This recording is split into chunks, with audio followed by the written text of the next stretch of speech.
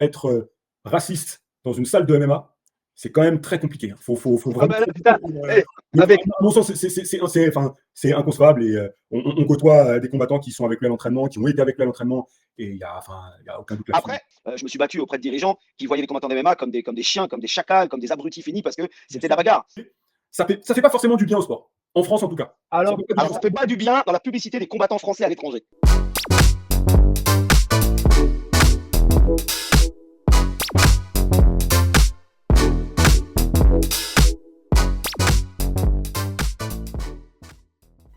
yes, bienvenue. Merci beaucoup, Christian et Benjamin, de venir aujourd'hui, d'avoir accepté mon invitation. Donc, je vais reprendre juste un truc. Ben, toi, tu m'as dit, hey, on tire à balles réelles. Mais quand j'ai fait l'UFC Weekly, et j'ai glissé un peu sur Arnold Willy, où Allen, quand tu m'as dit, je dis, ah, tu me vois, on dirait une victime dans la salle. Tu étais là, tu dis, merde, bon, bah, elle est trop tard pour toi. Ouais, mais ça, c'est l'antenne. C'était à l'époque des RMC, tu vois, c'était un autre temps. Là, on est ensemble, on est en famille, on se dit les choses, on lave le linge sale en famille, les gars. Christian, tu C'est es ça d'accord? qu'il faut. Bon, il paraît qu'il faut laver le linge sale en famille. Bon, j'espère qu'il n'est pas trop sale en ce moment, même si j'imagine qu'il y a pas mal de choses à évoquer. On va te suivre, hein, Abdel, nous on Euh, suit, on va voir ce que tu dis. c'est un vrai journaliste, hein, parce qu'il est politiquement correct, un vrai Non, non, non, politicien. non, justement, Tout est carré. Tu sais quoi? Il est politiquement correct, il est même corporate. Il faut savoir, le t-shirt qu'il a là, il représente le corporatisme même jusqu'à la maison. Bravo, Christian. Tu sais que non, c'est les équipements. Je n'achète plus d'habits depuis que. T'as touché les équipements, c'est gagné. C'est gagné. Tu vois, quand tu te donnes des t-shirts à la campagne, tu te donnes 2-3 à Coca-Cola. Donne 2-3 XL, L, même Tu M. vois le mec à la salle qui a un t-shirt qui met tout le temps, qui pue de fou. Et ben c'est pas grave, il remet jusqu'à temps qu'on lui donne à nouveau. Ça, c'est un sujet. Alors, je ne sais pas combien de temps on a. Moi, j'avoue que mon temps n'est pas illimité, mais l'hygiène et tout dans les salles de MMA, c'est un sujet que j'ai envie d'aborder si on a l'occasion. Bien sûr, ouais, avec grand plaisir. Écoute, tout dépend de la salle, tout dépend de la salle. Mais par contre, sur ça, moi, qui est maintenant devenu un ancien, ben, tu vois, une salle qui est ultra technologique, j'aime pas. Moi, je préfère les salles de galère. Ouais, mais les salles où tu attrapes des staffs après avoir tourné deux Andorri, Ça, je suis machin, c'est pas bon non plus, tu vois. Il y a quand même un minimum de respect. Tu sais, quand tu mets les tapis et que tu vois au milieu des tapis, quand tu as la gueule collée au tapis et que tu as des poils, des trucs, tu as plein de trucs, c'est dégueulasse. C'est là où je voulais en venir, en fait. Mais vas-y, Abdel. Quand tu marches, quand tu marches puis que tu sens que ça colle, quand ton équipement en été il dégouline, qu'il est brun, c'est pas beau. Ah, je sais, c'est pas beau. Ah, c'est moche. Ah, c'est moche. On voit le mec qui parle en connaissance de cause quand même. Ça lui avec quelle salle? Balance. Tu veux qu'on la joue franchement sur ce podcast? Les salles. Les salles au Brésil. Dis-le, au Brésil, c'est dégueulasse. Au Brésil, parce qu'ils s'entraînent 12 fois par jour dans la même salle. Ah ouais. Et ils s'ouvrent, c'est de la colle, ils mettent de la colle, ils repartent à la guerre. Et là, tu te dis, mon vieux, ça va. Mais vraiment, c'est pas une légende, hein, c'est la vérité. Et ils lavent à peine les tapis, sèche de l'eau. J'ai rarement vu une mop, tu vois. Rarement une mop. Et puis après, Christian, tu as le Tristar où tu as une salle de danse dans la salle. Là, c'est voilà. Moi, je suis pour l'éclectisme. Et le Tristar avait une salle de danse aussi dans la salle, mais. Elle est où la salle de danse? Souviens-toi, au fond, quand moi j'étais venu, il y a bien 10 ans maintenant, il y avait une salle de danse, mais qui était adaptée en cours, mais le sol, c'était du parquet. Je me souviendrai longtemps de ça. C'est encore du parquet. En fait, c'est comme un dojo pour les cours de karaté ou les karaté kokoshi ou je sais pas quoi. C'était un truc de karaté, tu vois, sur les murs, en fait, les photos, etc. Mais j'ai jamais vu de cours de danse là-bas, je te jure. Non, j'ai pas eu de cours de danse non plus. J'ai vu que le parquet et les murs avec les vitres. Non, j'ai pas eu de cours de danse. Mais il y avait un studio pendant quelques temps en bas où il y avait de la danse dans le building en bas. Mais tu me diras, écoute, sparring, pareil, à un moment donné, c'est de la danse. Bien sûr. Choisis bien ton parquet. C'est de la danse qui fait mal. C'est la danse qui fait mal. Aïe, marche-moi pas sur les pieds, mais ça, c'est légal. Donc, hey, je voulais vous demander, en fait, vous qui êtes des journalistes, vous les journalistes en France en ce moment, le MMA est devenu très viral en France. Il existe depuis très, très longtemps en France, vraiment. Mais ce que je disais, je le dis à chaque fois. Hier, on en a parlé avec un ami hier, et à chaque fois, j'ai l'occasion de le dire, même avec Antoine, je dis, le MMA n'existe pas depuis l'UFC Paris. Le MMA existe depuis une vingtaine d'années en France. Et on oublie les pionniers, on oublie les gens qui ont fait beaucoup pour ce pays, pour cette couleur bleu, blanc, rouge. On oublie beaucoup de ces gens-là et on les met. Et maintenant, on met beaucoup en avant les nouveaux athlètes, la nouvelle génération d'athlètes, ce qui n'est pas plus mal. Mais on oublie les anciens, on oublie un peu de les respecter. Et il y a une médiatisation extrême du MMA en ce moment. C'est bien. Mais est-ce que ça ne va pas trop vite? Qu'est-ce qui se passe? Benjamin, si tu veux commencer, vas-y. Je t'en prie, Christian, vas-y. Moi, le premier constat, c'est que alors, depuis l'UFC Paris, pour reprendre la date que tu citais, donc c'était septembre 2022, le premier UFC Paris, il y a un nouveau public. Il y a un vrai nouveau public. Là, je fais vraiment le distinguo entre ce qui s'est passé à la légalisation du MMA et à l'UFC Paris. L'arrivée de l'UFC en France, ça a été un vrai boom, comme tu dis, ça a explosé en termes de notoriété. Le travail que font les médias autour, et le premier média en France, RMC Sport sur le MMA, est assez explosif, et on voit vraiment beaucoup de MMA sur tous les réseaux sociaux, sur YouTube. Il y a vraiment énormément de contenu, des sites internet, des podcasts sur le MMA. Il y en a vraiment beaucoup en France et en francophone plus globalement. Et je pense que tout ça, plus l'aspect très spectaculaire et l'aspect sportif aussi, mais surtout l'aspect spectaculaire, je pense. Les gros KO, les grosses soumissions que peuvent proposer l'UFC et le MMA en général, et puis les personnalités, tout ça, ça a amené un gros boom au moment de septembre 2022, je pense. Et ça a mis énormément de paires d'yeux sur cette discipline qu'il n'y avait pas, évidemment, il y a 20 ans, qu'il n'y avait pas au moment de la légalisation, parce que la légalisation, il faut se rappeler, c'était pendant le Covid, si je ne me trompe pas. Ouais. J'ai des souvenirs du premier Bellator à Paris, et Benjamin, je pense que toi aussi.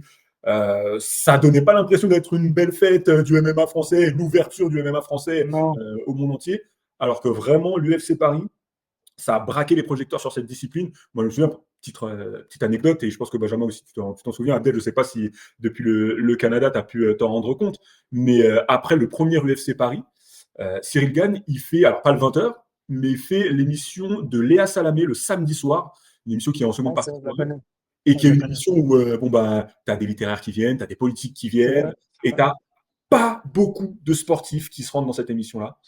Et Cyril Gane y est allé. Et il a été présenté en tant que vraie personnalité sportive en France. Et je pense que le vrai boom, alors est-ce que ça va trop vite pour répondre à ta question? Sur certains aspects, j'ai l'impression que oui.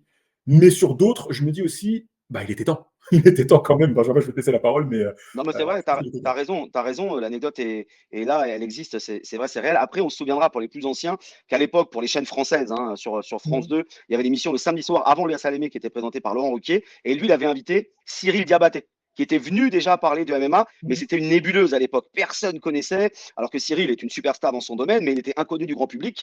Et il était quand même venu expliquer ce que c'était. Et je me souviens que le public autour de la chaise à l'époque le regardait comme un pestiféré en disant mais qu'est-ce que c'est que ce sport? Et oh mon Dieu, heureusement que c'est interdit chez nous. C'est beaucoup trop violent, c'est beaucoup trop machin, blablabla. Dans le passé aussi, souviens-toi Abel, tu parlais du FC Weekly, l'émission que je présentais sur RMC à l'époque. Au Luxembourg. Je la faisais au Luxembourg, parce que j'étais interdit de la faire en France, parce on n'avait pas le droit, dans ce qu'on appelle les régies finales, d'envoyer les images de MMA de France, parce que c'était soi-disant illégal. En fait, il n'y avait rien d'illégal. Le MMA existait déjà, et c'est que personne n'avait ouvert la brèche de faire du vrai MMA en France. Et lorsqu'il y a eu l'événement au cirque d'hiver de Lopez, où Combat Sport était partenaire, etc., là, il y a les RG, les anciens RG, hein, les policiers qui étaient venus en disant on va interdire, etc. Sauf qu'il y a une avocate qui a dit mais en fait, il n'y a pas d'interdiction puisque c'est légal et tout ce qui n'est pas interdit est autorisé, on est bien d'accord. Et il n'y a jamais eu de véritable interdiction. Donc ça, c'est dingue. Alors ça a mis du temps. Au début, c'était sur les chaînes sportives uniquement. Il y avait quelques médias du net qui en parlaient. On avait du mal à se mettre d'accord sur comment fallait l'appeler. Est-ce qu'on appelait ça encore free fight? Est-ce qu'il fallait appeler l'AMMA, le MMA? En France, il y avait le pancras. Et petit à petit, ça s'est démocratisé jusqu'à ce qu'effectivement, un mec comme Cyril Gane, un mec comme Benoît Sandy aille faire des shows sur Canal, des shows sur France Télévisions, peut-être invité dans des prochaines émissions de divertissement. Donc ça, c'est bien. L'inverse, c'est qu'aujourd'hui, il y a tellement d'ampleur autour du sport que tout le monde en parle et la grande majorité des gens racontent n'importe quoi, mais vraiment n'importe quoi. Et ça, malheureusement pour le sport, alors ça en fait un sport populaire, mais ça en fait aussi un sport incompris. Parce que quand on donne la parole à des gens à qui on n'aurait même pas demandé l'heure normalement, ça nous donne des débats qui ont ni queue ni tête, avec un mélange de tout et n'importe quoi, et ça devient imbuvable pour le public qui a envie de s'y intéresser. Donc c'est bien, il y a cette explosion du MMA, et nous on en fait partie, un canal avec Christian qui présente l'émission KO, ça fait pas 10 ans qu'elle existe, ça fait 3 ans, et donc ça vient d'arriver aux presses parce qu'on a acquis les droits de l'UFC il y a quelques temps, et on a essayé de mettre tout le professionnalisme Canal derrière, tout l'éditorial Canal, et apporter quelque chose de plus pour que ce soit valorisé. Quand je vois ce qui se passe sur d'autres médias ou d'autres médias internet, etc., ou des podcasts audio, vidéo, j'en consomme 50 000 par semaine, il y a quand même la plupart, c'est affligeant, tu vois. Et ça fait mal et ça fera mal quoi qu'il arrive au sport. Et j'ai pas envie que le MMA, dans 10 ans, dans 15 ans, devienne le Muay Thai d'il y a 20 ans, où ça a été légalisé en France dans les années 80 en 90, et c'est devenu ensuite un grand n'importe quoi, avant de tomber complètement aux oubliettes, avec tout le respect qu'on doit au Muay Thai.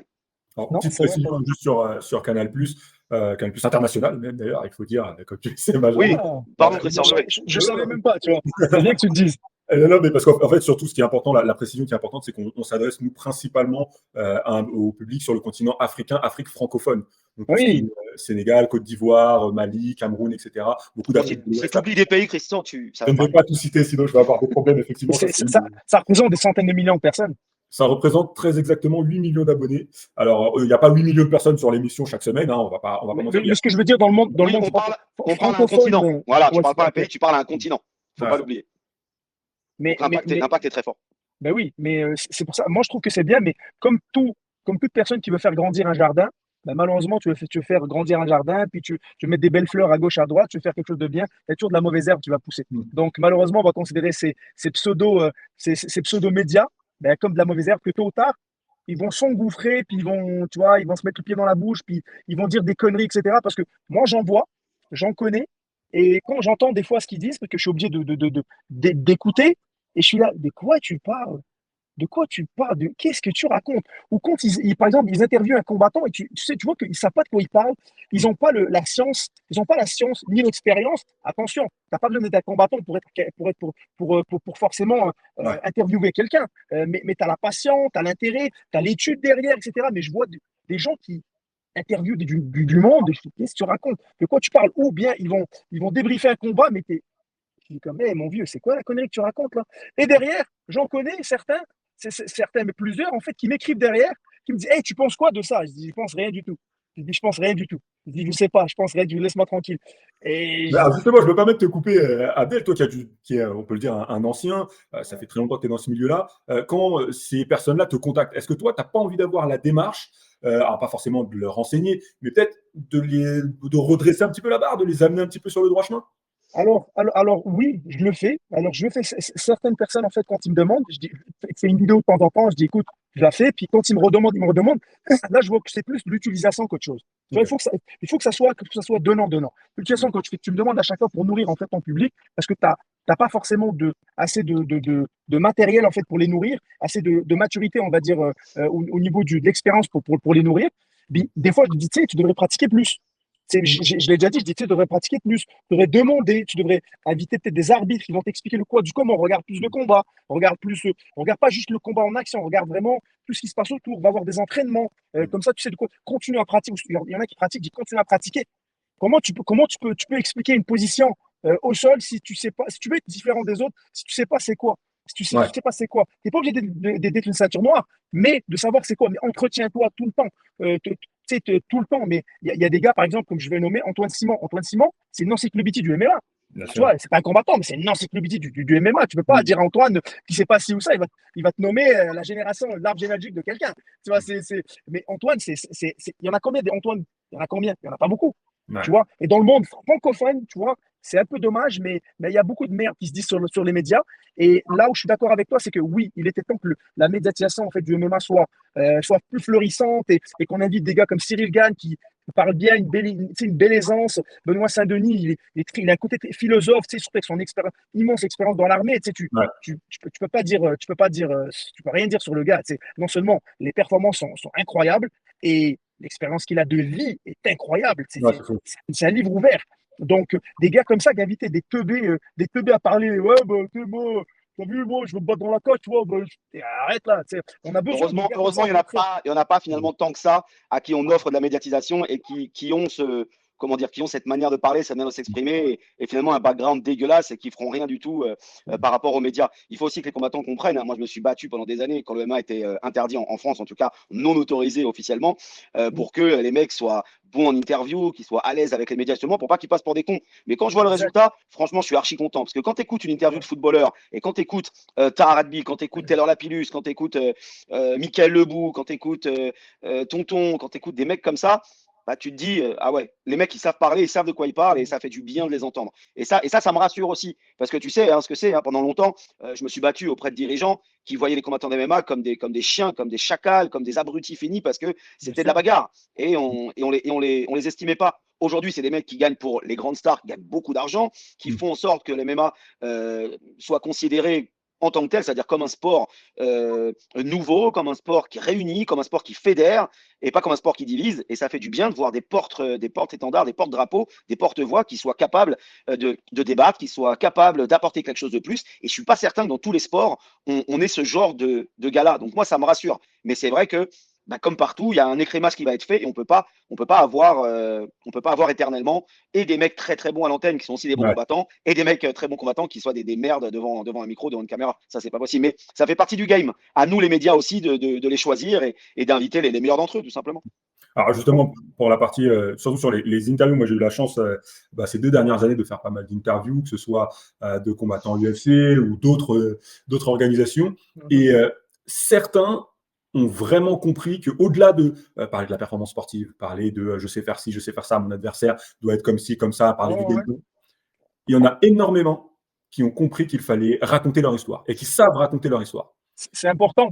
Et c'est hyper important pour connecter avec le public. Parce que, à mon sens, après ça, c'est que ma théorie, mais que ce soit en boxe, en MMA, dans les disciplines de sport de combat en général, qui sont comme ça très, très brutales et qui à mon sens, révèlent des choses d'un être humain, il faut savoir connecter avec le public. Il faut avoir une gueule. Je dis le mot gueule parce que, en fait, belle gueule ou gueule un peu cassée, mais quelque chose qui marque les gens.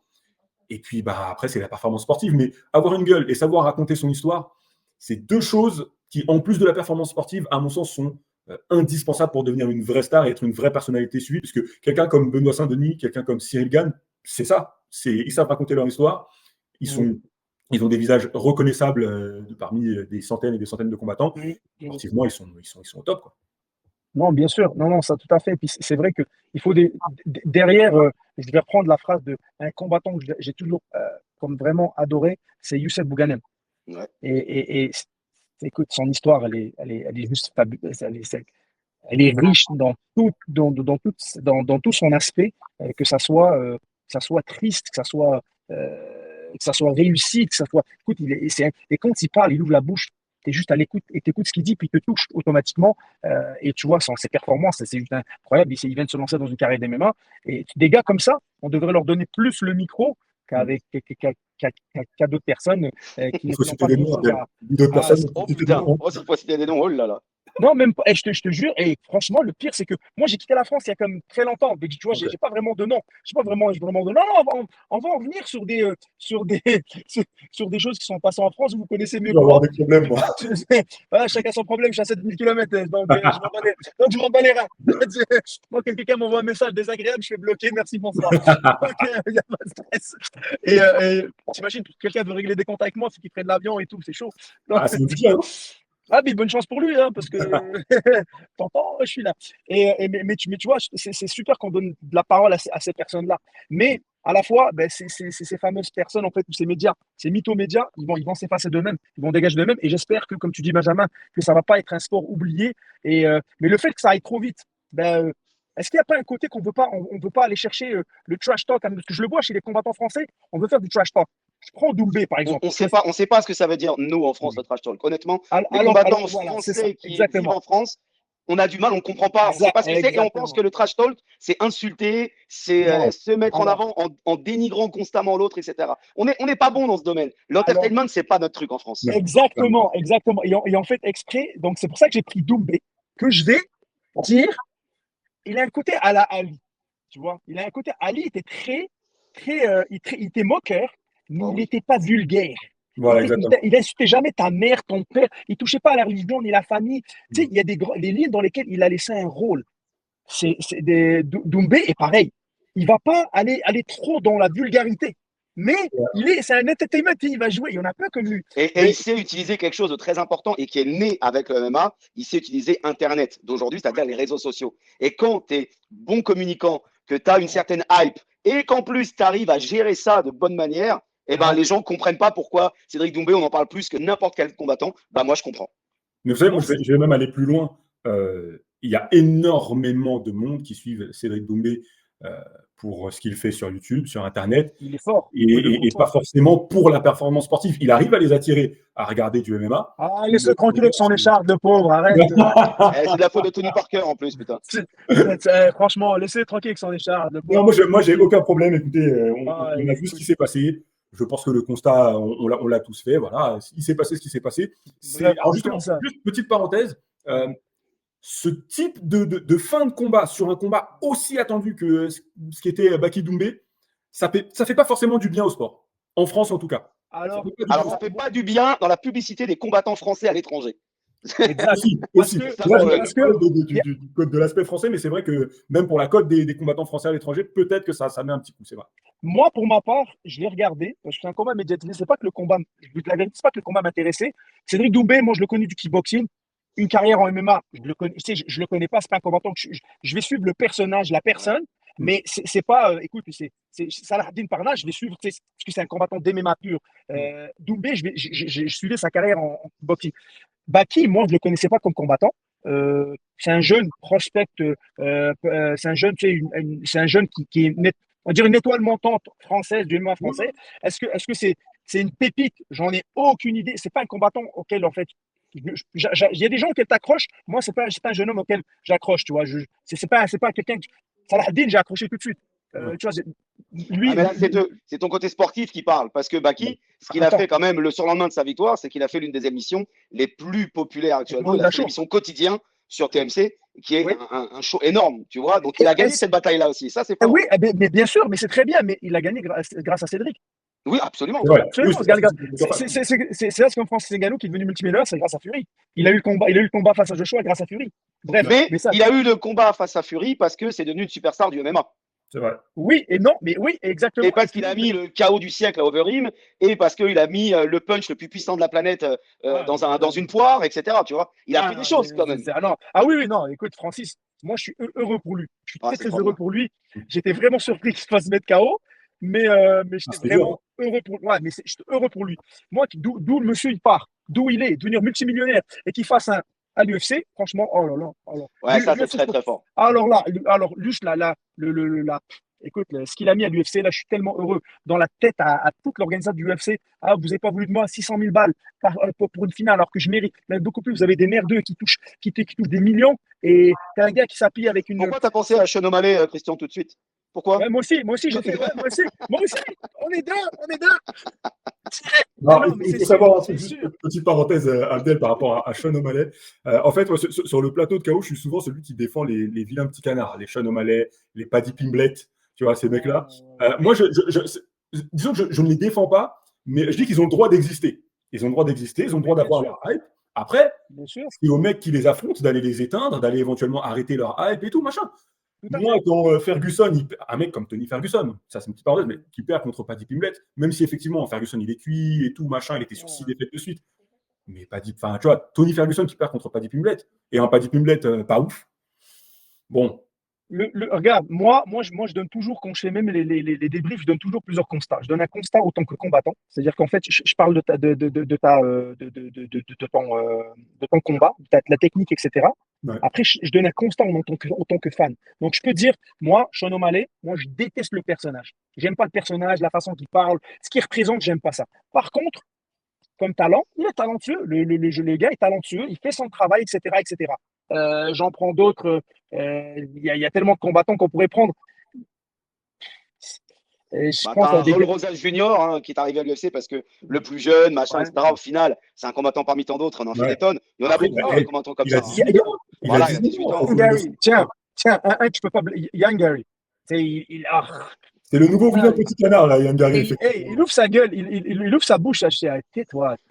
Et puis, mec, tu fais du MMA, arrête d'être unidimensionnel. Arrête d'être unidimensionnel. Montre-nous ce que tu peux faire en MMA. Non, mais parce que lui, par contre, c'est les deux. Autant que fan, je le regarde, je fais, tu me saoules, vas-y, juste ferme ta bouche. Et autant qu'athlète, je fais, mais qu'est-ce que tu m'as montré? Le dernier combat, t'étais un fuyard. À la rigueur, je m'excuse, mais il y a fuyard et puis rester dans ton game plan pour ne pas tomber dans le piège de l'autre. Ça, c'est deux choses différentes. Mais lui, il a été fuyard.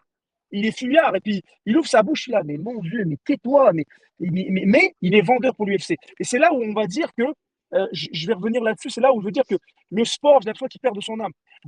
Comment il s'appelle? On parlait du trash talking, comme Sonnen, tu te rappelles? Il faisait du trash talking, mais c'était beau, c'était nickel. Et Doumbé, je reviens à Doumbé là-dessus, c'est du pareil, il n'y avait pas de vulgarité. Là, tu as depuis Connor, on a comme une nouvelle version de trash talking où on insulte la religion des autres, on va insulter la mère de l'autre. Mais je pense que c'est aussi dû au fait que, et ça encore une fois, c'est le baromètre UFC qui provoque ça, à mon avis, c'est Bien que sûr. on a compris très rapidement, justement, juste après l'ère Connor, que maintenant, pour avoir des fights, pour être bumpé à l'UFC, pour avoir un coup de boost, tu es obligé de parler. Et un de nos consultants, Taylor Lapillus, nous le disait, Oh my lui, il a God, fait deux oui. passages à l'UFC. Lors du premier, il a un bilan, Benjamin, tu me diras, 3-1. c'est 3-1, 3-1. mais il a un bilan 3-1. positif. J'étais insulté qu'il soit viré. J'étais insulté. Il se fait virer. Et il nous a expliqué très clairement que c'est parce qu'il avait le sentiment de ne pas avoir assez parlé. Et maintenant, il le dit clairement, il nous a dit avant son retour à l'UFC, qu'il était prêt à parler, à faire du trash talk, à faire des call-outs, ce qu'il ne faisait pas avant. Et c'est un des effets pervers maintenant de toute la machine UFC qui est adoptée dans d'autres organisations. Pour avoir ton fight, pour avancer dans les classements, avancer vers des title shots, etc., tu es obligé à un moment ou à un autre de parler, de faire un call-out un petit peu virulent. À part si vraiment tu es une machine à KO, et là on sent que voilà, lui, c'est pas possible. Ouais, On est obligé de le mettre sur un main event, title shot, c'est etc. vrai. Mais sinon, à un moment ou à un autre, tu es obligé de faire un call-out un petit peu bien senti pour pouvoir attirer l'œil des matchmakers, attirer l'œil du public aussi, parce que c'est aussi le public qui pousse un fighter en mode hey, lui, on veut le voir sur un main event et tout, on veut voir ce que ça donne face à tel mec, etc. Tu as tout à fait raison. Je suis d'accord avec toi. Et puis en plus de ça, toi, Taylor, c'est vraiment. Quand vous l'avez vu à l'UFC Weekly, en plus, vous l'avez rencontré la première fois, et je dis, hey, je n'ai pas compris pourquoi ils t'ont viré. Je dis. Et en plus, c'était comme la nouvelle génération de Français qui débarquait à l'UFC, qui était talentueux, Ouais. jeune, Super jeune. mature, il était mature pour son âge comme combattant. Je dis, c'est quoi ces conneries? Il y avait Michael Lebout qui était excellent également. Exactement au même moment, ouais. Mika. Putain, Ouais. c'est quoi ces conneries? C'est quoi ces conneries? Et puis voilà, Parce malheureusement. que Mika, on m'a dit des choses sur Mika qui sont incroyables. C'était le mec à la salle que tu voulais absolument pas croiser. C'était un tueur à gages. Et il n'a pas eu la carrière. Mais vous êtes beaucoup, hein, les combattants français et francophones, à pas avoir eu la carrière que vous méritiez. Parce que faut pas oublier quand même que pendant longtemps, les médias ont raillé les combattants français parce que c'était les combattants de Pancras et pas de MMA. Ensuite, Exact. l'UFC CMI, t'as l'impression qu'ils ont pris sous contrat des mecs des mecs français pour les signer à l'UFC pour se foutre de leur gueule. Clairement. Donc, c'est quand même compliqué, tu vois. Quand tu as le président de l'UFC à l'époque qui se fout de la gueule ouvertement des gens, souviens-toi, je vais pas te parler du teuf, hein, Abdel, voilà, tu sais très bien. La publicité auprès des combattants français, elle a été dégueulasse. Elle a été dégueulasse possible. Donc, ça n'a pas aidé, ça n'a pas aidé. Tu sais, il y a eu des Français au TOF, il n'y en a pas eu beaucoup. Norman y était, ça s'est pas bien passé. Alors que Norman, c'était un super combattant aussi. Et malheureusement, les gens qui ont découvert peut-être le MMA à travers le teuf où il y avait Norman, eh ben, ils se sont dit, mais attends, le combat français, et voilà. Alors que Norman, il a livré des guerres incroyables, c'était un super combattant. Moi, je l'ai vu tourner à la Black House, à LS, c'était dingue, dingue. J'ai une question à te poser par rapport à justement toute cette génération-là de combattants. Est-ce que tu ne penses pas, et tu peux répondre éventuellement aussi Benjamin, parce que tu as beaucoup suivi les mecs de cette période-là. Moi, je me suis vraiment passionné pour le MMA un petit peu après. Tu es plus jeune aussi, Christian. Je suis un tout petit peu, faut pas le dire ça aux gens qui vont regarder. T'as quel âge, Christian? J'ai 33 ans. Mytho. Voilà. Je vous assure, 33 ans. Alors que moi, j'ai 41 balais, tu vois. Donc, normal. Non, mais toi, je te crois. Toi, je te crois. Non, j'ai non, 45. C'est toi le plus vieux, Abdel, je te rappelle. Hein. Juste en trouver, c'est toi le plus vieux. Non. 50 ans cette année. Cherche pas, j'ai ta fiche Wikipédia sous les yeux. T'as 50 ans. Eh, les faf, on connaît les papiers, t'inquiète. Oh mon Dieu. Non, il faut balancer les vérités. Non, vas-y, Christian, t'écoute. La question, est-ce que tu ne penses pas qu'il fallait qu'il y ait une sorte de génération sacrifiée pour que le MMA en soit là maintenant en France? Oh, je pense pas que c'était nécessaire, mais c'est toujours la fameuse histoire, les Américains et les Français. Oh, les Américains, nous, on est des G.I. Joe, vous, les Français, vous êtes des merdes. Vous êtes des faibles. Et puis, ça a toujours été la supériorité américaine qui est toujours au-dessus du monde. Une petite parenthèse, quand il y a plusieurs champions américains, oh, l'Amérique est au top du monde. Dès qu'il y a des champions étrangers, on va toujours avantager un challenger américain. Fait que là, c'est pareil. À un moment donné, pour le Brésil, un petit truc, le Brésil, à un moment donné, on l'oublie. Ils avaient 5 champions UFC en même temps. 5 en même temps. Donc, tu vois, et les États-Unis, l'UFC n'était pas d'accord avec ça. Je crois que les Américains ont perdu tous leurs champions à un moment donné à l'UFC. Il n'y en avait plus un. Ouais, et c'est vrai, c'est vrai. Mais tu vois, oui et non. À un moment donné, il y en a plein des combattants français qui ont été à l'UFC, malheureusement, qui ont été sacrifiés, qu'on n'a pas donné la chance, etc. Ça a été très difficile d'avoir des contrats. On se le rappelle, tu avais droit à 2 portes ou la petite porte, et puis écoute, tu rentres, tu combats, et puis à un moment donné, hop, on va te donner un petit contrat parce que il y a un UFC en Allemagne ou en Angleterre, et puis on va te donner un gage en un top 10, et puis tu te fais défoncer, tu perds le combat, ciao. C'était comme ça. Ou bien tu rentres à travers le coffre, on n'est pas beaucoup. On est combien à aller au TUF? Il y a Norman Parisi qui a fait le TUF, qui n'est pas rentré dedans. Mais des Français, je pense qu'on est trois. Mehdi, toi? Non, moi, en TUF normal, il n'y a que moi et Mehdi Bagdad. Et Mehdi. Et le TUF normal, il n'y a que moi et Mehdi Bagdad, de tous les Français vraiment de l'histoire. Thibaut aussi. Thibaut? Non, il a perdu. Il n'est pas rentré dedans. Il a combattu dans la saison avec Mehdi, puis il a pas. Mais par contre, je suis content qu'en fait, il est allé, il a eu un contrat derrière, etc. Qu'est-ce que l'UFC, Christian? C'est quoi l'UFC? Vendeur de rêve. Dis-le-moi. Entreprise de divertissement. On y a droit au moins une fois tous les 10 jours. Et lors de chaque rendez-vous UFC numéro 2. C'est vrai. Mais c'est des vendeurs de rêve. C'est des vendeurs de rêve. Vu que c'est une société de divertissement, qui sont là pour de l'entertainment, s'il n'y a pas d'entertainment, s'il n'y a pas de sportainment, s'il n'y a pas de business à faire autour d'une discipline, ils n'y vont pas. Et c'est eux qui ont le business dans les mains. C'est eux qui font et qui défont. Petit bémol, parce que l'UFC a quand même essayé et a même bumpé des combattants qui venaient de certains pays où ils avaient zéro marché. Quand Dana White essayait de ramener Fedor, il n'avait pas de marché en Russie. Après, c'était Fedor. Voilà, il n'y a pas photo. Ouais. Mais il y a d'autres combattants d'autres pays qu'il a essayé de ramener et qu'il a bumpé. Pendant très longtemps, l'UFC n'a pas eu de marché en Chine. Aujourd'hui, ça paraît évident parce qu'il y a des Chinois à l'UFC. Alors, attention, déjà, les combattants chinois, ok, il y en a quelques-uns, plus Zhang Weili qui est championne, qui va affronter sa pote pour le titre, d'accord, soit. Mais ça se compte sur les doigts d'une main, d'un. De deux, le PI, ils ont construit un PI à Shanghai, qui est un gouffre, qui est une merde pas possible, ça marche pas du tout. Et les Chinois, finalement, à part faire des road to UFC pour leur permettre d'avoir des contrats et ensuite d'aller combattre sur des cartes dégueulasses qui sont inutiles pour le marché chinois, ils sont juste là parce qu'ils essayent de faire la nique au One en disant regardez, on vous a pris 4 combattants, mais ils n'existent pas à l'UFC, n'existe pas en Afrique, ils n'existent pas en Asie. Pour moi c'est de la merde. Tu vois, par exemple, Road to UFC, un truc comme Road to UFC. Pour moi, c'est je pense que tu aurais fait un truc comme ça en France il y a 15 ans, mais ça aurait été un truc de fou. Ça aurait été accueilli, mais comme un truc incroyable. Parce que il y a une génération de dalleux, tu vois, il y avait une génération un peu de dalleux, des gars qui étaient des chiens de la casse, ils combattaient partout, ils voyageaient partout. Et on se rappelle pourquoi, qu'est-ce que je fais ici à Montréal? C'est parce que mon idole, qui est devenu mon meilleur pote, Georges, et je l'ai vu à la télévision, c'est comme ça que j'ai commencé les MMA avec des potes à moi qui faisaient du MMA. Et comme ça, je dis, OK, je vais aller à Montréal dans quelques mois. T'es fou, j'y vais 3 semaines, je tombe au Tristar. C'était le prime de Tristar. Et là, je me tape tout le monde et je dis, OK, 6 mois après, je lâche tout. Mais on était des dalleux, des Francis Carmont qui sont arrivés. À un moment donné, au Tristar, là, il y avait 6 combattants. T'imagines, à un moment donné, le Tristar était l'un des meilleurs gym au monde. Il était top 1, top 2 entre le Nouveau-Mexique et là. Le meilleur gym au monde. Écoute bien, il y avait tellement de combattants, c'était des règlements de compte. Il n'y avait personne qui avait le droit de rentrer dans le gym. Et c'était un sport, c'était du MMA. On va revenir là-dessus. Là, en France, on pense faire du MMA. Il y a encore beaucoup de lacunes. On va revenir là-dessus juste après. Et la France a encore du mal à reconnaître qu'ils ont beaucoup de lacunes. Encore dans le MMA, ils font encore beaucoup de travail. Et là, tu penses à quoi comme lacune? Tu parles de spécificité technique, par exemple, un sol défaillant ou ce genre de choses?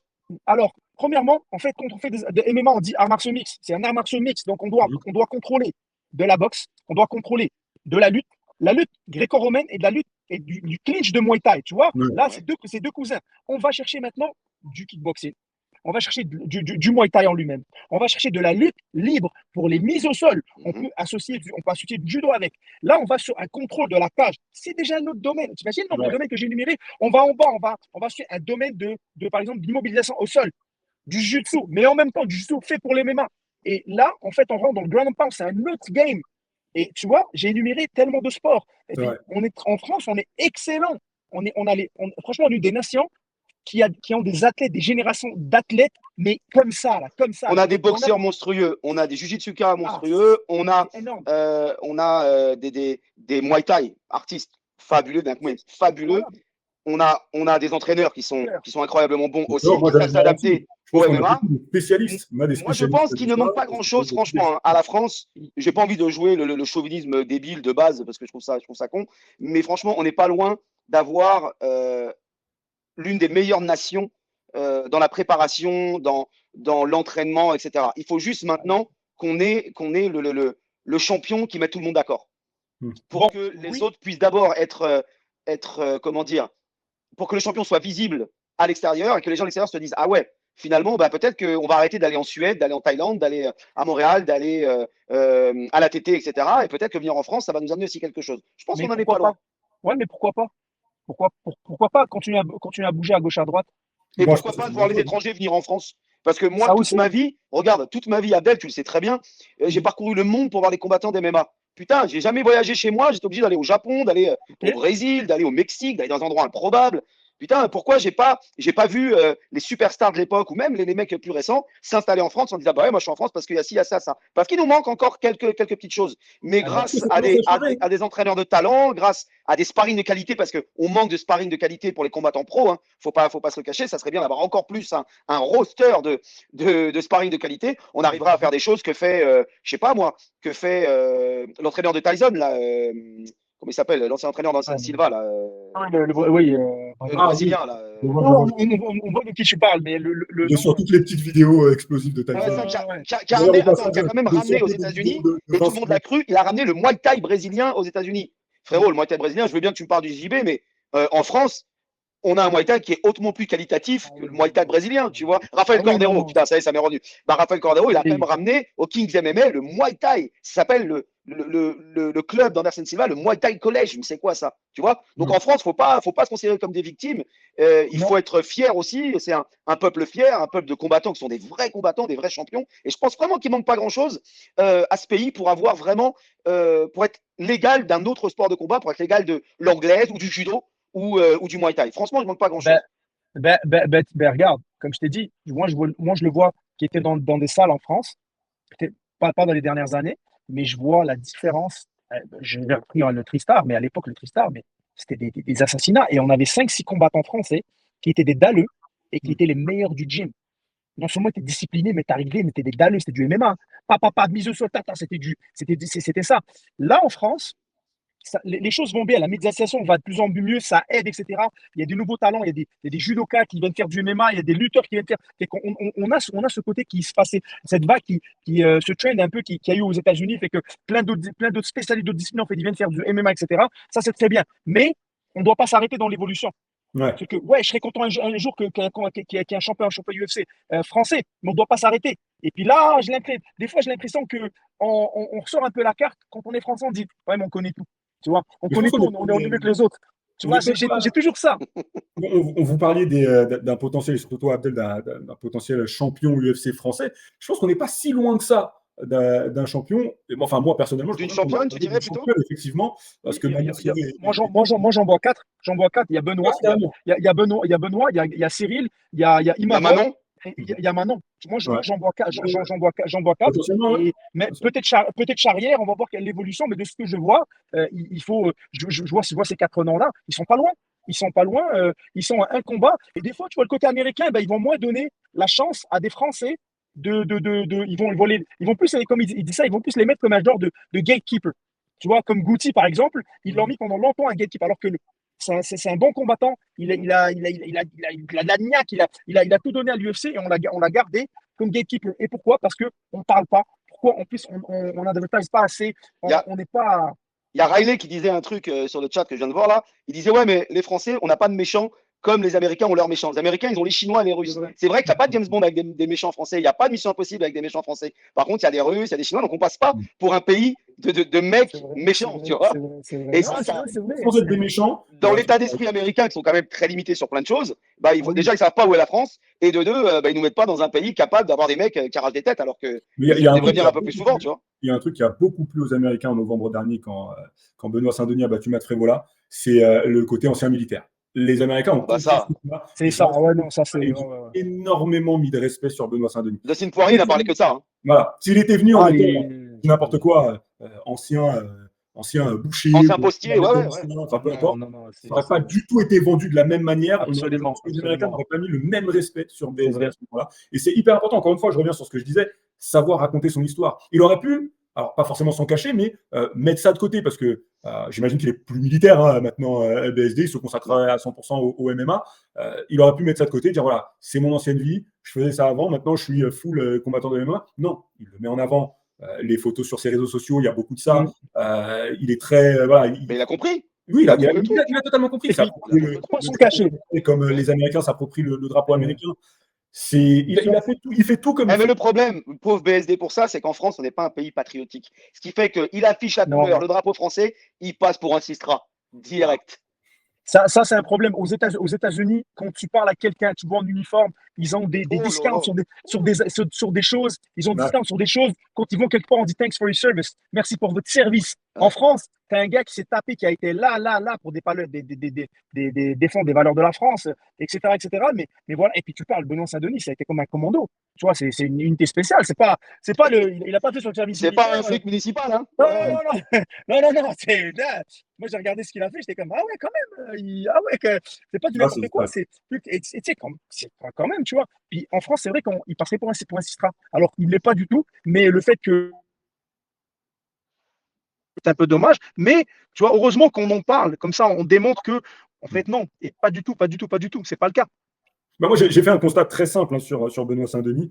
C'est que être raciste dans une salle de MMA, c'est quand même très compliqué. Il faut Ah vraiment. ben là, putain, hey, Mais avec, à mon sens, c'est inconcevable. Et on côtoie des combattants qui sont avec lui à l'entraînement, qui ont été avec lui à l'entraînement. Et il y a aucun doute là-dessus. après, en toute honnêteté, après, déjà, raciste, pour moi, ça veut et tout et rien dire, mais admettons qu'on emploie le terme raciste parce qu'il va avoir des idées politiques qui sont les siennes. En quoi ça nous concerne, nous? Voilà. Puis, Moi, je m'en bats les couilles. Moi, je m'en bats les couilles. C'est pas lui qui va me faire changer ma manière de voter, par exemple. Par et contre, puis, c'est lui qui va me faire changer ma manière de mater un UFC. Et c'est tout ce que je lui demande. ouais, et puis de toute façon, moi quelqu'un est à l'entraînement, est à l'entraînement, qu'il est tel penchant politique vers-ci, vers-là. À l'entraînement, tu es un bon partenaire avec moi, il n'y a pas de stress. Au pire, si je sais que tu es raciste, je te casse les dents. Tu essaies d'aller plus fort, et voilà. C'est Et que, ouais. excuse-moi, pardon, attends, excuse-moi, j'ai glissé, excuse. Ouais, c'est tout ce qui compte, mais le reste, ça me dérange pas que tu viennes avec un pins du FN ou que c'est quoi maintenant, ça fait Rassemblement Le National, RN. c'est ça?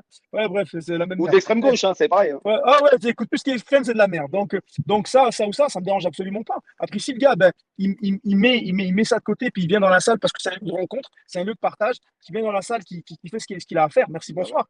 Mais un combattant comme Benoît Saint-Denis, de toute façon, c'est juste une perle pour ce qui se passe en ce moment. Je souhaite que l'une des 4 personnes-là soit championne un jour. Et si c'est pas eux, ben, ça servira juste d'une génération, comme de tremplin pour la nouvelle génération. Bien sûr. Là, il y a une question, les gars, je me fais le relais un petit peu. Je Vas-y. fais juste une parenthèse. C'est quoi votre combattant? C'est qui plutôt votre combattant du moment? Et pourquoi toute fédération, tout pays? Petit tour de table. Oh, Oh là là là là là. C'est assez incroyable parce que vu que c'est moi qui pose les questions, je me suis jamais posé cette question à moi-même. Ah bah là, c'est pas la même, hein, frérot. C'est pas la même. attends, alors j'en ai Ah bah, trois. commence pas par montrer 3. On a dit 1. Un. C'est bon. Bon, toute fédération confondue. Ouais. Combattant du moment, hein. Ok, Dimitris Johnson. Ok. Facile. Au Ah one. ouais, c'est un GOAT. Ouais. Il fait partie des 5 GOAT. Et champion du One, ouais, on peut dire, ouais, non, ça, je pense que vous ne ferez Ok. pas mieux. J'ai trouvé le mien. Moi, ça sera Ilia Topuria. J'allais le dire, j'allais le dire. Parce que, J'allais le dire, parce que moi j'ai en fait fait, Ilia Topuria, si vous voulez, pourquoi je le kiffe, alors, au-delà des performances sportives qui sont incroyables, moi, pour tout vous dire sur Ilia Topuria, moi, quand il affronte Bryce Mitchell, donc ça remonte un petit peu, moi, je suis plutôt team Bryce Mitchell, tu vois, parce qu'il réussit à Parce que faire Team Twister. C'est ça, j'étais sûr. J'étais sûr. Non, mais c'est incroyable, c'est un geste incroyable. Donc, moi, il m'a eu avec Bryce Mitchell, il m'a eu avec ça. Bref.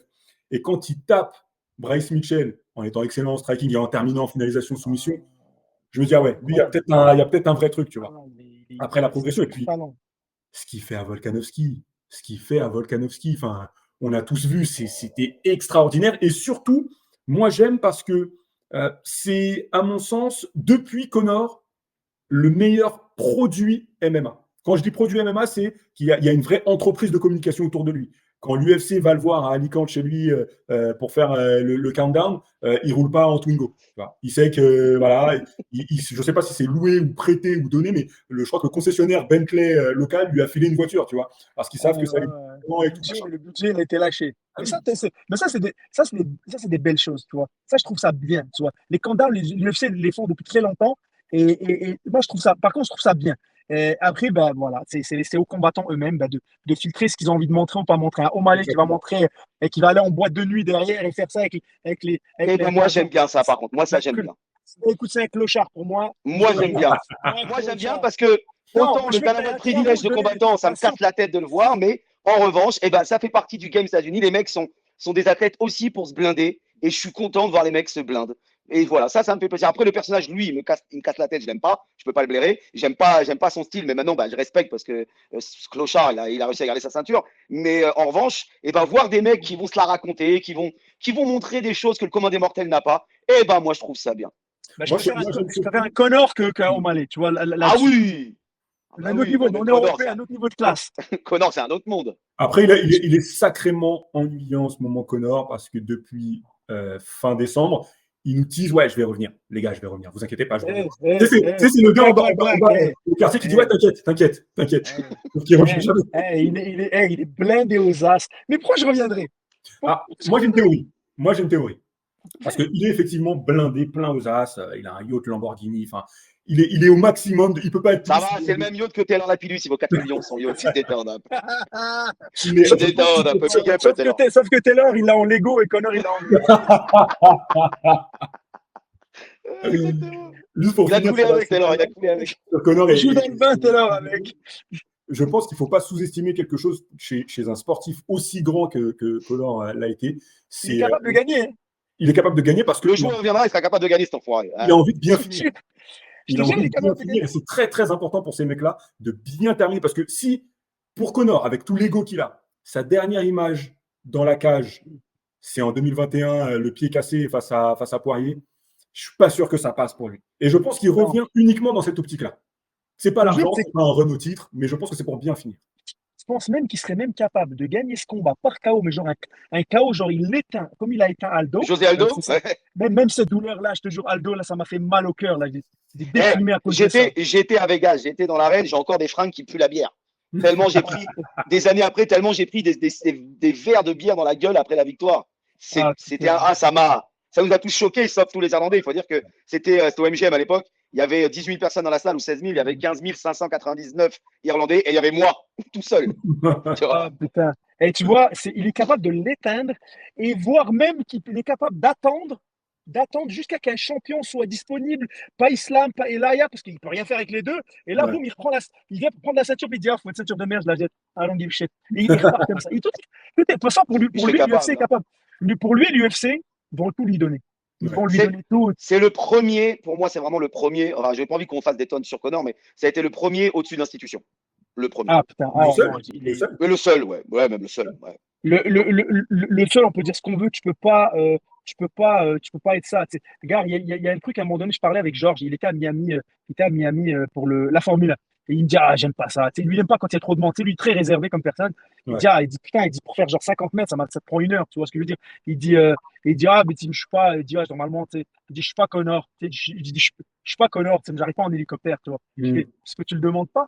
Tu pourrais le demander, mais parce que médiatiquement parlant, Connor est roi, mais au niveau athlétique et fan, mais à des centaines d'années-lumière de Connor. Ce que tu as fait, t'es un gars. D'ailleurs, ton pote, quand est-ce qu'il va se le faire? Enfin, pas le Métamoris, mais Christian, on avait eu en interview à Paris, justement. On en est où de ce tournoi de grappling, là, de ce combat de grappling avec Georges? Ça va faire un jour ou il est blessé, jamais? il n'était pas bien.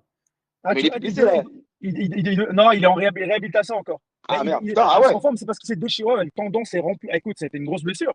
C'est un gros truc. C'est pour ça que le fameux truc de wrestling qu'il devait faire, jiu-jitsu, truc là, ça s'est reporté. C'est quoi, c'est postpone ou c'est cancel?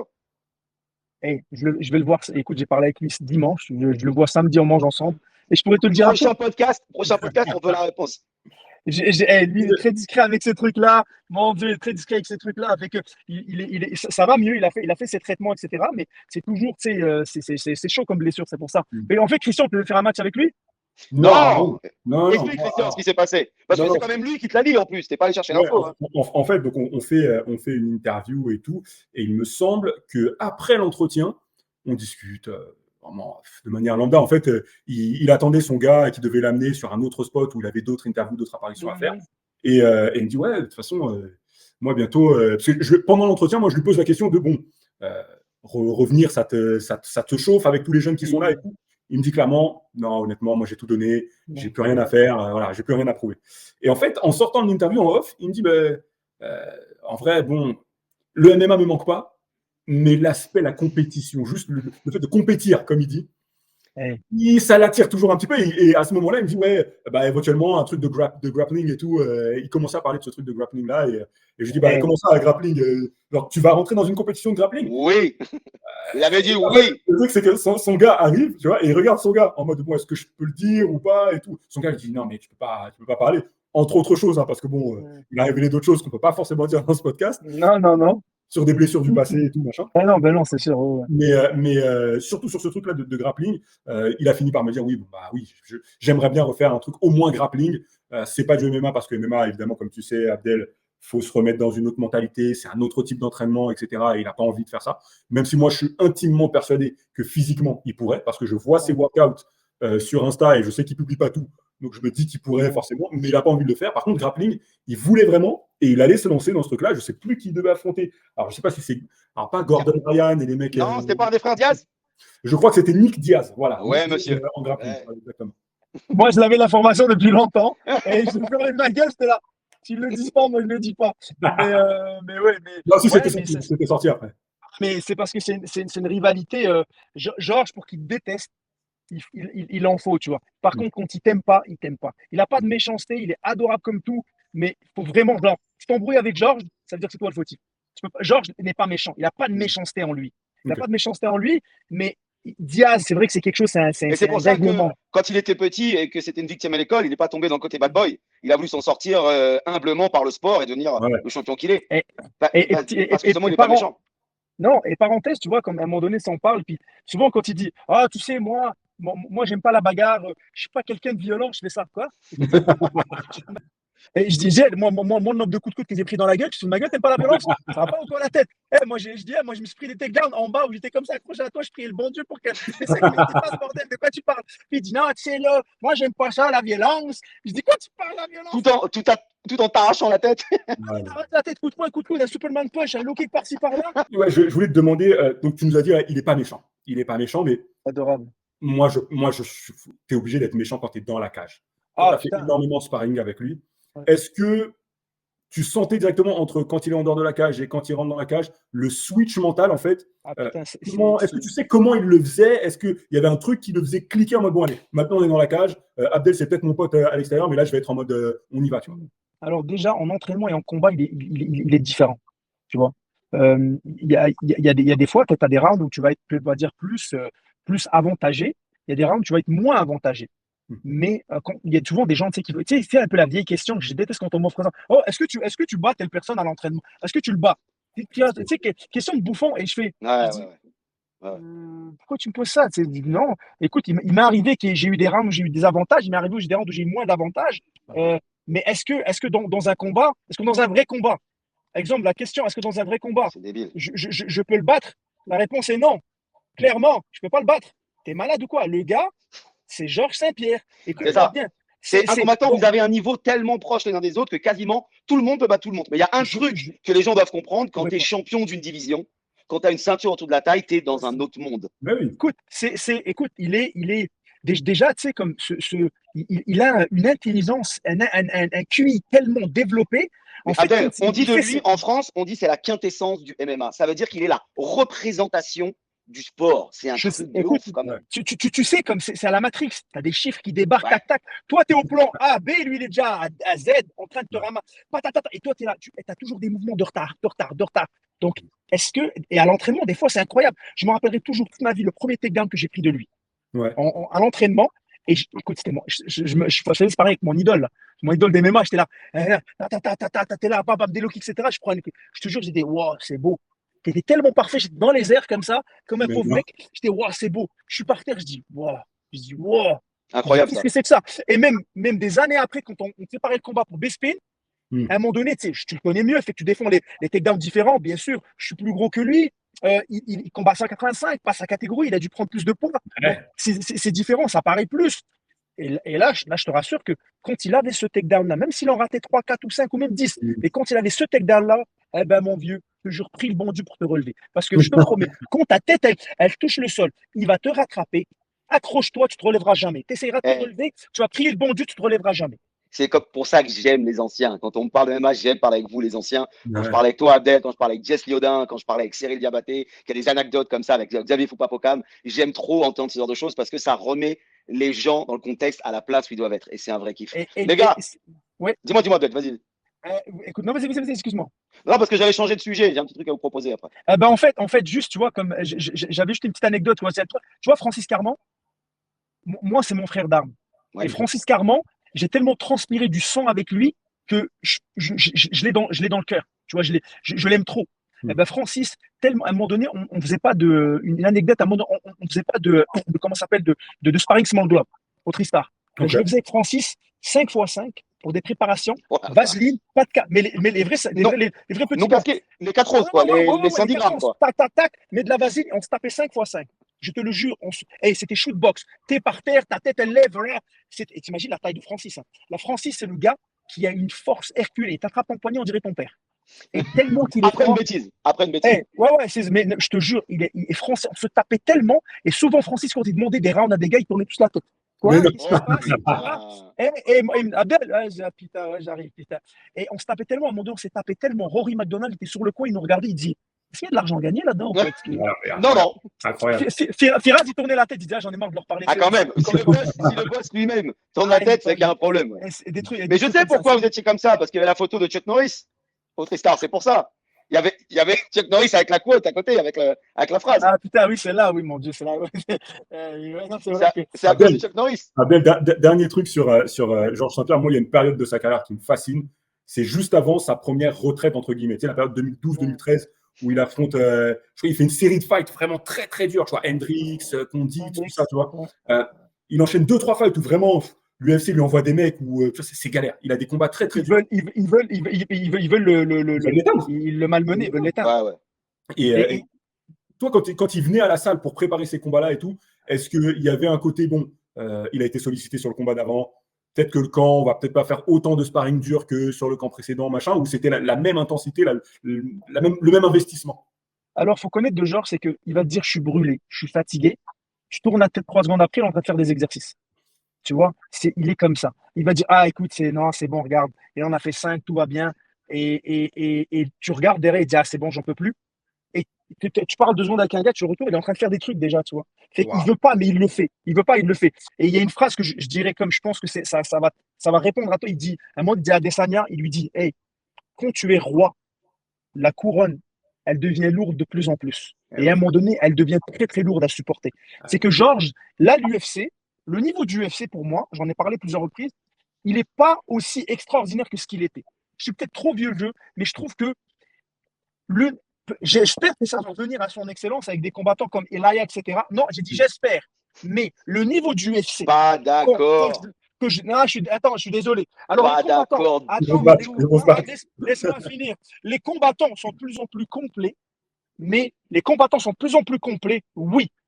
Il y a une génération qui va venir et rendre les choses meilleures comme tout. Oui. Mais je trouve que le niveau d'avant, il était juste incroyablement meilleur et les challengers étaient plus durs. Là, moi, je m'ennuie. Alors, je m'ennuie plus. Alors là, je te rejoins. Je m'ennuie plus qu'avant. Je suis complètement d'accord. Si je voyais Rashad Evans, je kiffais beaucoup plus que voir des 93 kilos aujourd'hui se foutre sur la gueule, par exemple.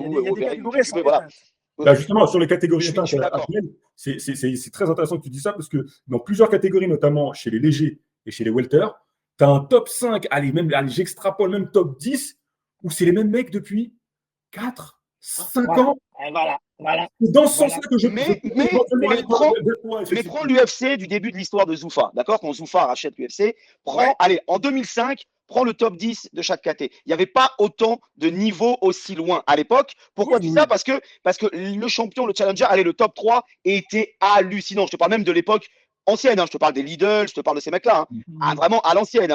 Et ben, les mecs étaient tellement sur une autre planète parce qu'ils étaient champions, ils étaient au-dessus, qu'on a l'impression que c'était des bêtes humaines. Sauf que moi, j'ai eu le débat aussi, ça. Et ben, je suis pas sûr qu'aujourd'hui, avec le niveau qu'il y a, je suis pas sûr qu'un champion de l'époque soit capable de rivaliser parce que la technique est meilleure, parce que l'apprentissage est meilleur. Donc, moi, ce que je pense par rapport à ce que tu disais, c'est que pour moi, le niveau n'était pas meilleur avant. C'est juste que les gens qui étaient au-dessus, les mecs qui étaient au sommet des divisions, étaient largement au-dessus du reste. Mais je trouve que les niveaux dans la majorité des divisions, allez, je vais mettre de côté les lourds légers. pour le moment. Mais dans le reste des divisions, il y a quand même, ok, les mecs sont les mêmes, mais parce qu'ils sont largement au-dessus du lot aussi. Mais je trouve que, par exemple, tu prends les 61, les 66, tu prends le top 50 mondial, tu prends le top 50 mondial d'il y a 15 ans, mais c'est le Il y a eu jour et une la nuit. révolution, bien sûr. Ah oui, il y a une révolution. évolution et une révolution. Voilà pourquoi moi je suis pas d'accord avec toi sur le fait que le niveau était meilleur avant. Par contre, je Alors, prenais plus mon kiff avant. oui, alors tu vois, moi je prends plus l'époque de Georges, l'époque de Georges et même l'époque d'avant. Mais moi, en fait, c'est rien contre les combattants, c'est l'organisation. C'est l'organisation qui a allégé ces critères de sélection. Alors, on a des combattants dans d'autres promotions, et tant mieux pour ça. En fait, il y a des promotions qui évoluent de plus en plus, qui voient le jour, qui sont excellentes. Mais j'ai plus de régal à voir à One FC qu'à regarder à UFC des fois. Mais des fois, je vais regarder une carte, je vais faire Je comme. valide, je valide. Fort, je Je vais valide regarder fort ce que tu dis. Ah, tu toi, vois, t'aimes je bien, vais t'aimes regarder bien le ONE FC, Benjamin. Hein.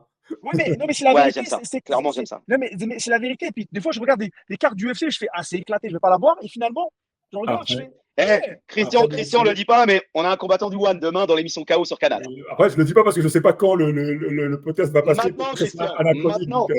Non, Non, mais il sort plus tard, il non, sort plus tard. ce qui Eh ben, est il sera important passé aussi, dans l'émission alors. voilà. C'est ça. Non, mais ce qui est important aussi de dire par rapport à ce que peut faire le ONE FC, par rapport à ce que peut faire le Bellator et le PFL et d'autres organisations, l'UFC est la seule organisation au monde à avoir une vraie contrainte télévisuelle. C'est-à-dire que chaque semaine, ils sont obligés d'envoyer un show.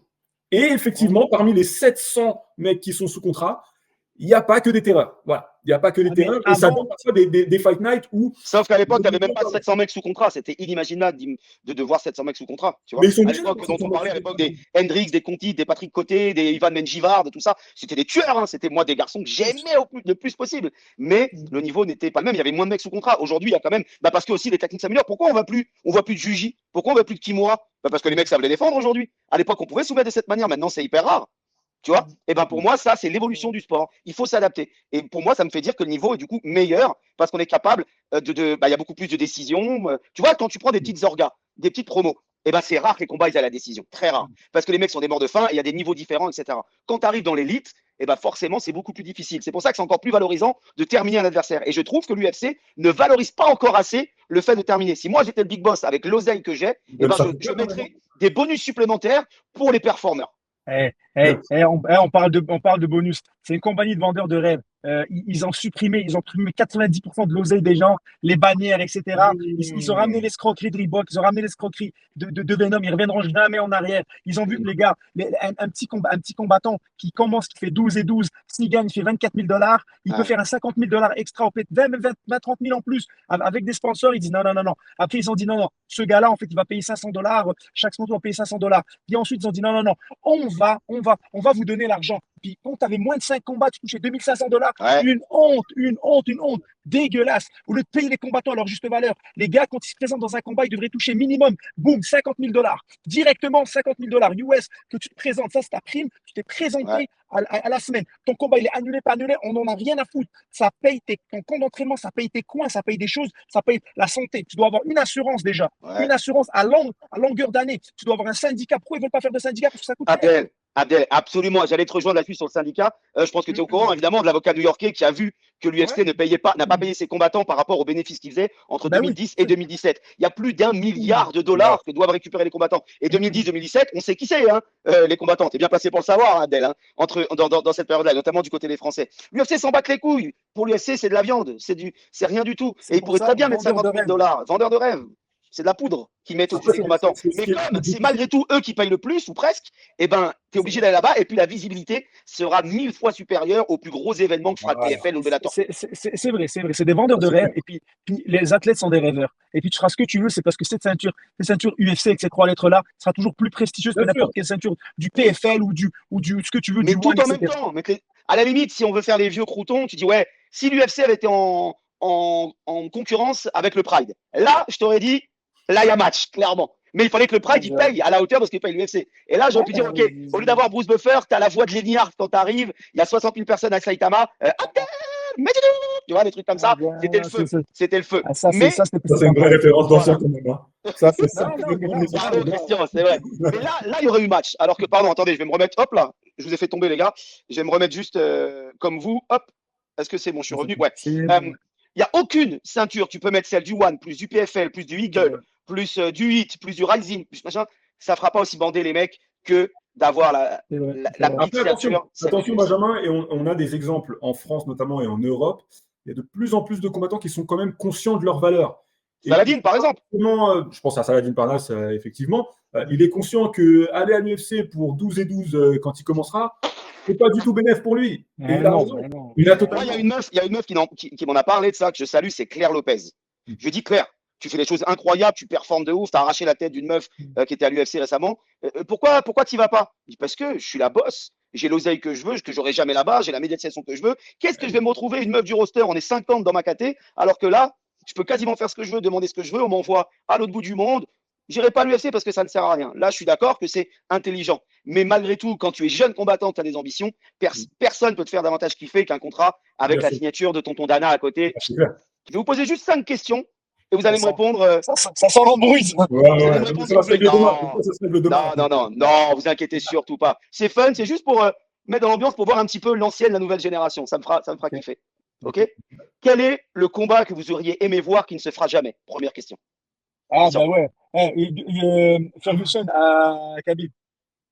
Ferguson Khabib. J'ai cru que tu allais me dire Georges contre Anderson Silva. Christian? Non. Ah bah moi, le Ngannou Jones, a priori, il ne se fera jamais. J'aurais énormément aimé voir ça.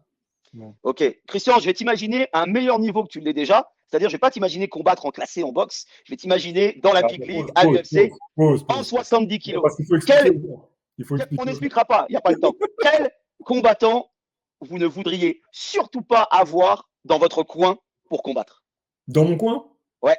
Celui que vous voulez absolument pas croiser derrière vous à vous donner des conseils. Je pense qu'un mec comme Sean Strickland, je pense que juste en termes de conseils MMA, je ne sais pas s'il est hyper avisé, tu vois. Autant dans la cage, je trouve qu'il arrive à faire des choses très cohérentes et tout, et il arrive Qu'est-ce qu'on a dit, Christian? Tu m'as dit Strickland, c'est fini. Sean Strickland. Frérot, Abdel. Don't fry. Parce qu'il va te regarder comme ça. La moustache. Il va te regarder d'un œil. Parce que c'est un daron qu'il a eu l'Alzheimer, peut-être. Ça, il oubliera ce qu'il va me dire. C'est quoi ton nom déjà?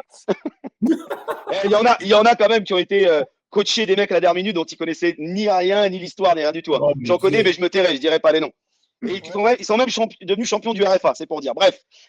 Troisième question. Le lieu où vous voulez voir un UFC où l'UFC n'est jamais allé pour l'instant. Une ville. Je veux pas un pays, je veux une ville. Oh, moi, c'est facile. Dis-nous. Une ville, hein. Ouais. On va célébrer les 50 ans du Rumble in the Jungle, donc je pense que si tu fais un truc à Kinshasa, Akin. t'es pas mal, t'es bien. En Afrique, je suis d'accord, Abidjan. Ok. Francophone, la francophonie, c'est énorme. Intéressant. Alors, il y a eu le MMA en Afrique majeur avec Ares, hein, à l'époque, il était sur Canal, effectivement. Mais ok, d'accord, Abidjan et Kin, donc, je vois que vous avez une appétence pour voir l'UFC arriver en Afrique. Donc ça, c'est intéressant. Parce qu'il a été partout, tu sais, alors, à part en Afrique. Oui, ils ont tout fait. Quatrième et avant-dernière question, ce que vous avez vu d'indéfendable et que vous avez quand même défendu à l'UFC. Ah bah Khabib, c'est sûr Khabib. Évidemment, tu ne peux pas dire la même chose, Christian.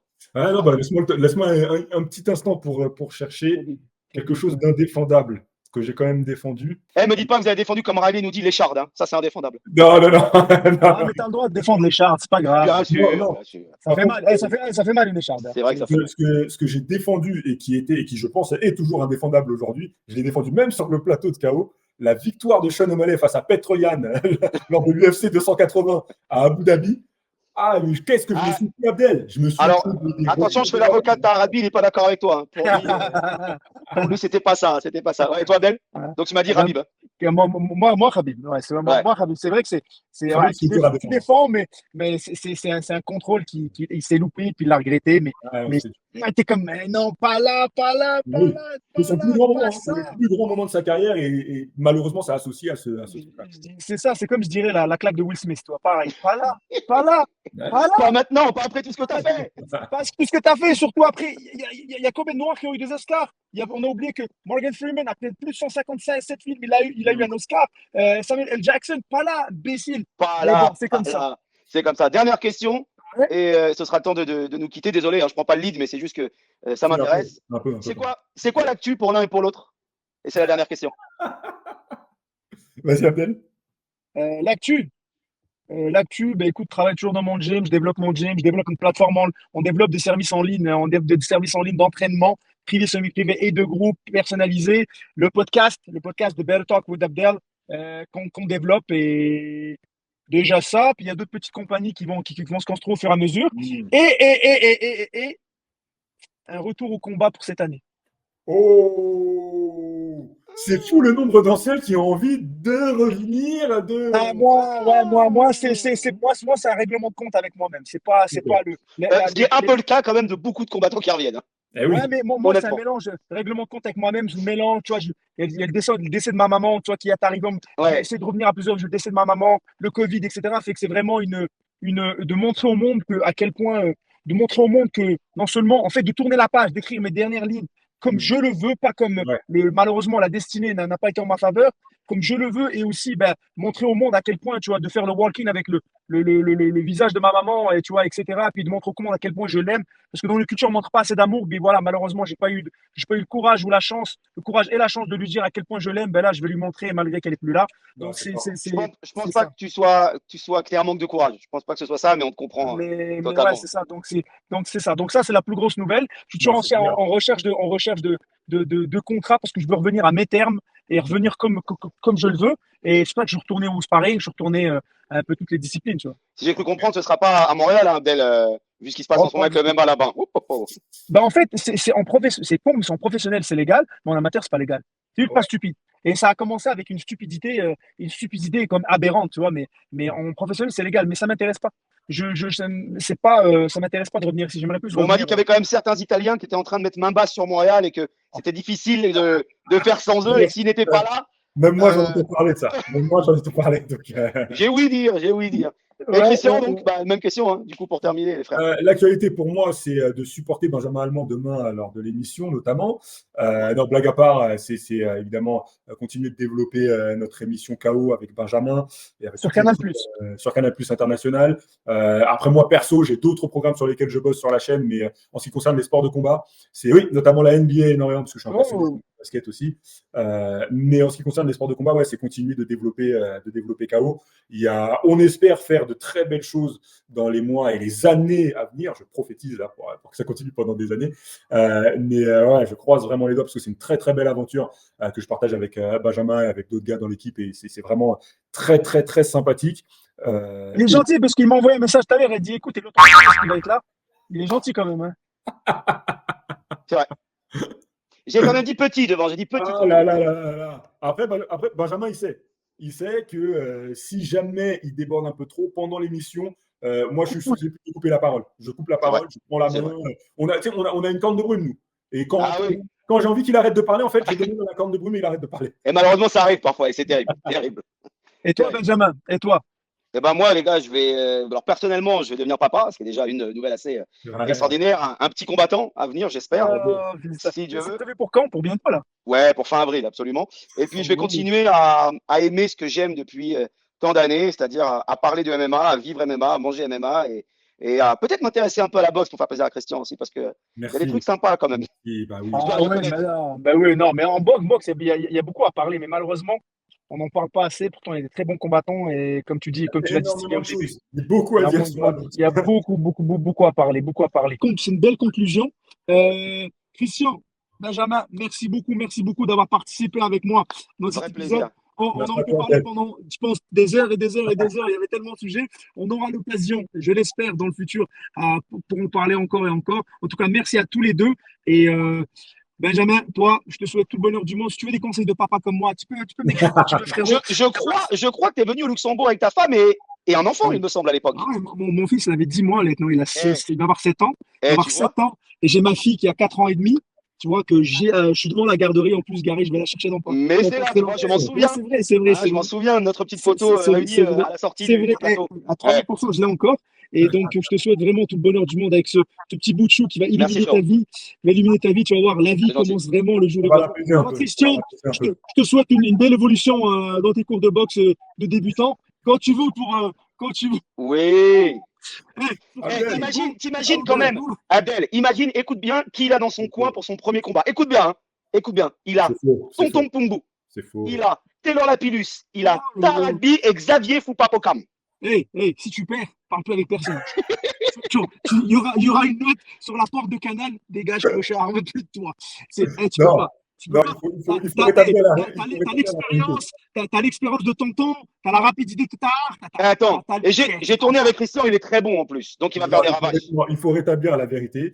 J'ai fait un tout petit, quand je dis un tout petit peu, c'est vraiment, j'ai fait un petit peu de boxe étant adolescent, mais après, je suis passé à autre chose, d'autres sports notamment. Et en fait, la lubie de Benjamin depuis plusieurs mois, c'est de me faire combattre en professionnel. Il veut que je devienne un combattant en fait. Moi, tu sais quoi, je te verrais bien te battre contre, tiens, comment il s'appelle, Gabriel Attal? Non, contre Justin Trudeau. Oh là là là Oh, là. j'adorais voir ça. Je te jure, j'adorais voir ça. Mon Dieu. Ouais, tu vas Christian, ne cite pas dans la promo d'Abdel, il va te faire un matchmaking de merde. Hein. Oublie-le. Tu vas te retrouver face à. Je vais te trouver quelqu'un, tu vois. Je vais te trouver quelqu'un. En tout cas, messieurs, merci beaucoup encore. Merci à toi, frérot. Merci à toi, Abdel. Merci. Et on se tient au courant pour la suite. À bientôt. Merci. Passe une belle soirée. Bye bye. Ciao. Je te jure, elle me gratte depuis tout à l'heure.